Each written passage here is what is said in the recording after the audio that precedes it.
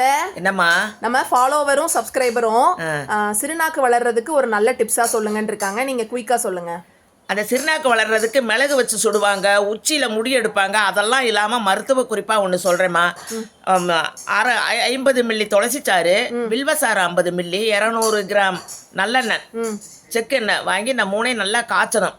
காய்ச்சும் போது அடியில் வந்து மணல் மாதிரி சவப்பாக படியும். அதை விட்டுட்டு அதை வடிகட்டி ஒரு பாட்டிலில் ஆற வச்சு ஊற்றி வச்சுக்கிட்டு அரை ஸ்பூன் காலையில், அரை ஸ்பூன் நைட்டு, அரை ஸ்பூன் அதை வந்து அந்த நாக்கில் படுற மாதிரி சப்பி இது பண்ணணும். அப்போ வந்து உமிழ்நீர் சுரக்கும். அது கொஞ்சமாக சுரந்தா குடிச்சிட, அது எப்படி முழுங்கிடலாம்.